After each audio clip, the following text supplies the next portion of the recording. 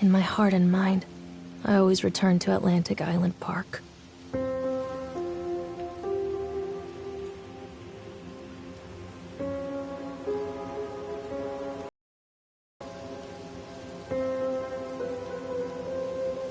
Where's Mr. Bear? I haven't seen Mr. Bear, Callum.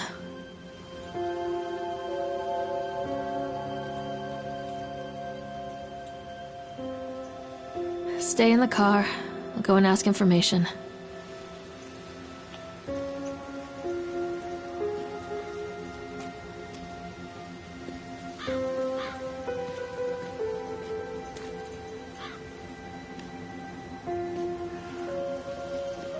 Attention, patrons. The park is now closed.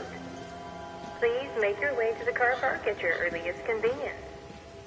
Employees, prepare the park for shutdown.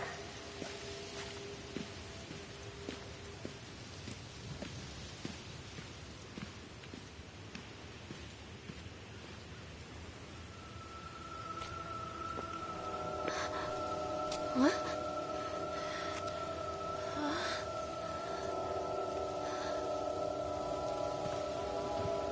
Hey, Lorraine. Lorraine! Don't blame yourself, Lorraine. People lose things all the time. Take a deep breath and think about the last place you saw your son's teddy bear. Hey, stop! I think your boy just ran into the park. I'll unlock the gates for you.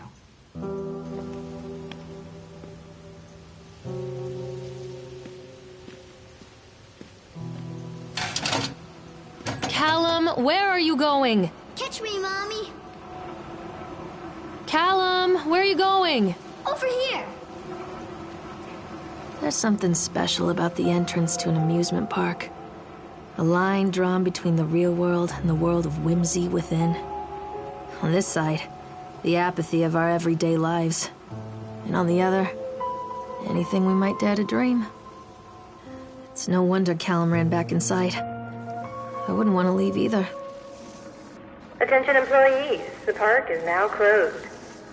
Have a safe journey home.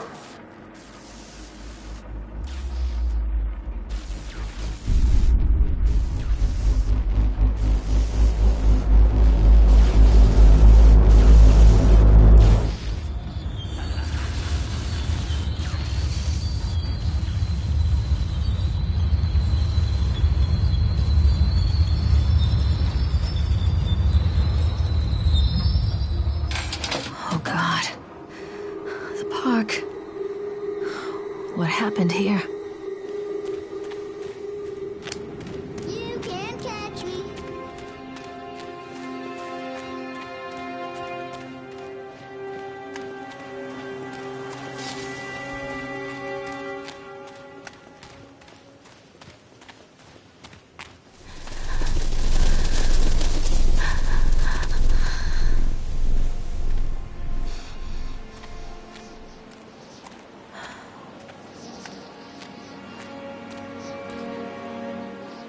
Too dark.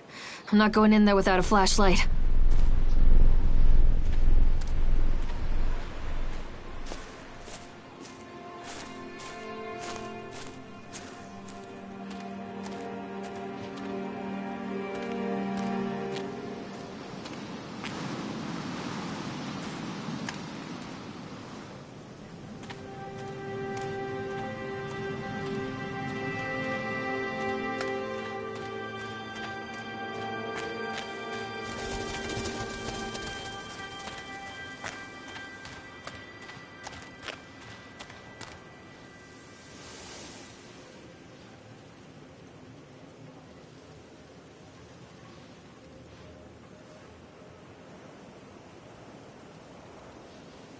Chad the Chipmunk, huh?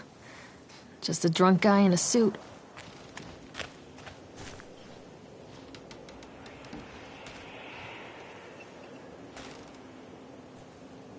What is this about?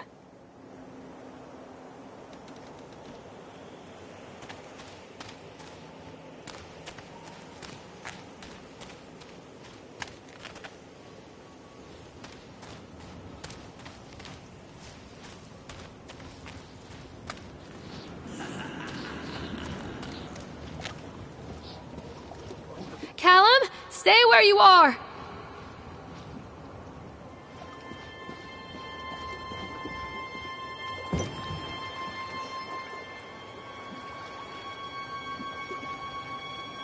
Come on, Mommy.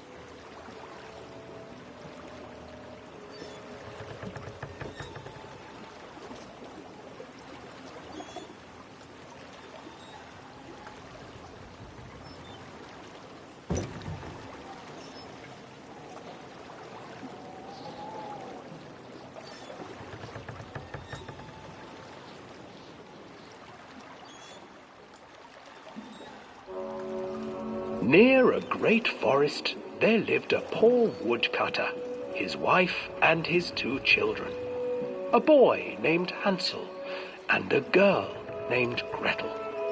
They were very poor and had very little to bite or sup.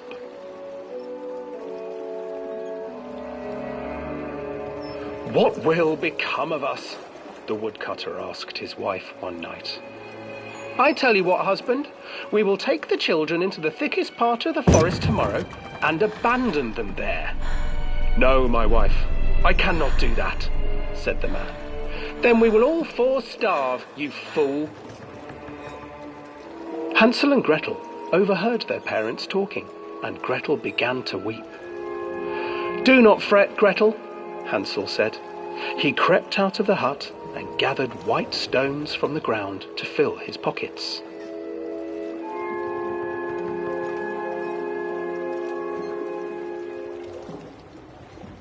The next morning, the woodcutter leads the children into the forest. Before they leave, their mother gives them a slice of bread and warns them that they will get no more food that day. Clever Hansel leaves a trail of white stones behind them as they pass into the woods. When their father leaves them, the children wait a while, then follow the trail back to their parents' house. After receiving a thorough scolding from their parents for getting lost in the woods, the children are sent to bed without any supper. Hansel tried to sneak out and collect more white stones, but found that the door was locked. "Tomorrow I will take them into the woods myself," the wife told the woodcutter. In the morning, their mother gave them a slice of bread and led them deep into the forest once again.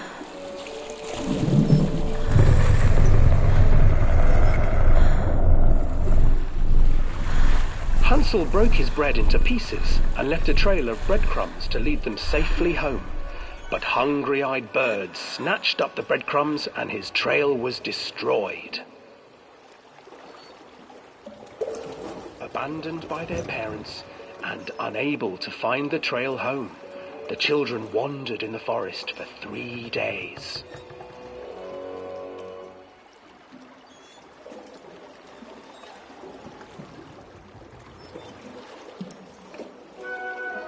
The children stumbled into a clearing with an exceedingly strange house. Its walls were made of gingerbread, and its windows were panes of clear sugar.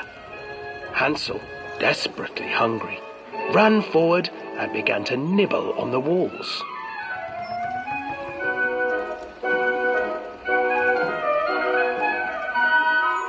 "Nibble, nibble, little mouse. Who is nibbling at my house?" An old woman emerged from the house, sniffing the air and peering around with cloudy eyes.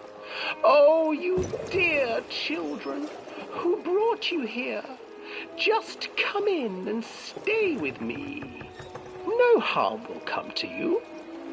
But Hansel and Gretel stayed back, for the old woman reminded them of their cruel mother. "Come, children, don't be afraid. I have something for you. The old woman offered them 2 enormous lollipops. The children took them and began to eat. You see, nothing to fear here. Come inside, the old woman urged, and the children, still licking their sweets, followed.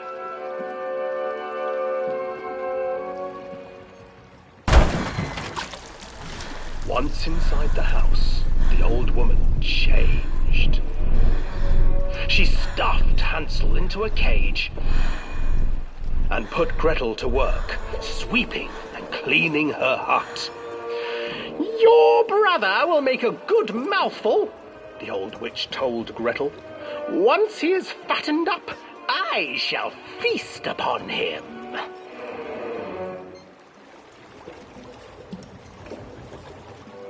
Time passed, and poor Hansel refused to eat, fearing the day that the witch would eat him. The witch, for her part, grew impatient. Today I will cook and eat your brother, Gretel. Climb inside and light the oven. But Gretel pretended not to understand. I do not know how. Where is the opening? Fool, the old witch said. The opening is here. And she moved to show Gretel. Seizing her courage, brave Gretel gave the witch a shove, and the old crone tumbled forward into the oven. Gretel slid a large iron bolt over the door to the oven. Gretel freed her brother Hansel, and together they lit a fire beneath the oven. And though she screamed and begged, the children sat by the oven until her screams had stilled, and the witch was cooked. And then, because even children can't survive on sweets, they divided up the body of the old witch and ate her.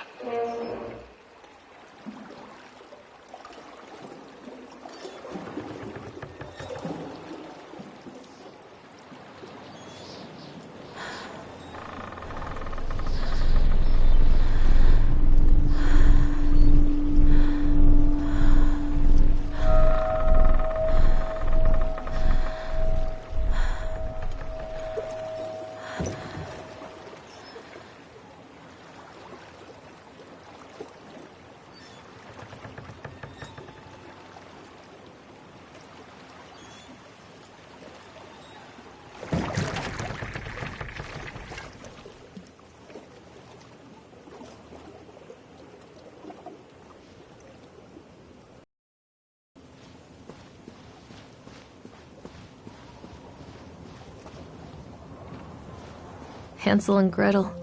I used to read it to Callum when the electricity was shut off. Those poor children. The whole world against them. The forest, the birds, the old witch, even their own parents. I used to imagine that Callum and I were the kids in that story. Not mother and son, but brother and sister, hand in hand against the unkind world. We were always hungry, looking for our own house made of candy. Looking for the sweetness that could take the pain away. Hunger leads people to desperate, terrible places where the tree branches reach like claws.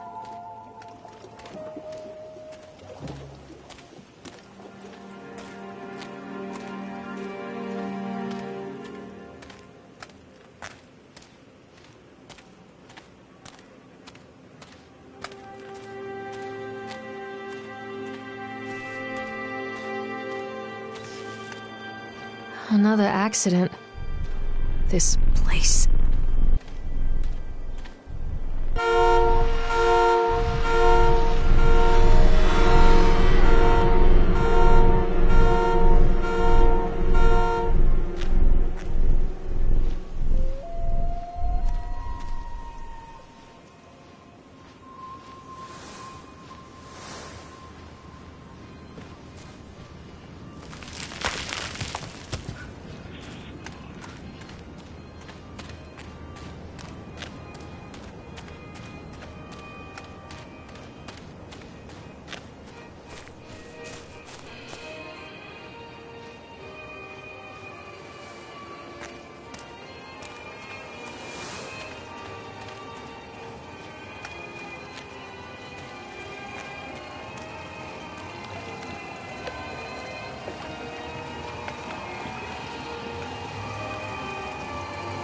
This old thing used to make the blood run to my head. Make me dizzy. The guy just snapped. Those poor kids.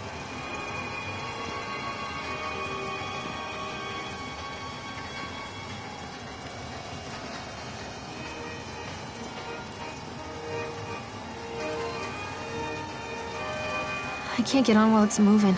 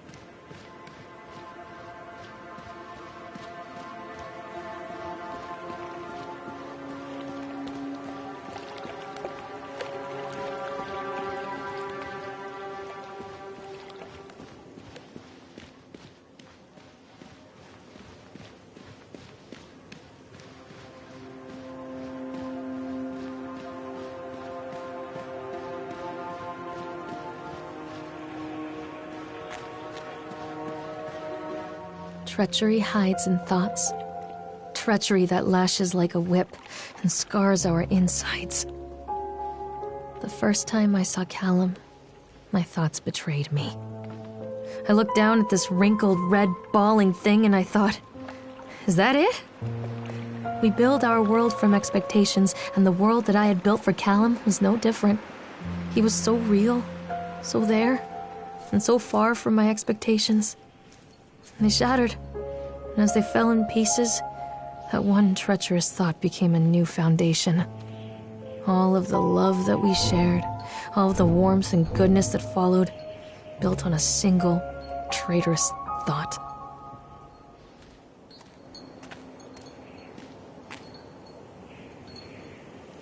Callum, tell Mommy where you are.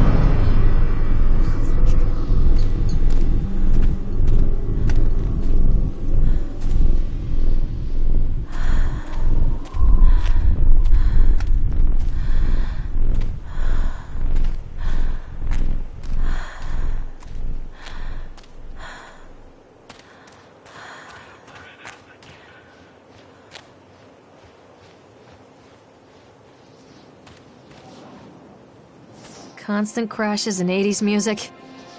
I guess it floats someone's boat.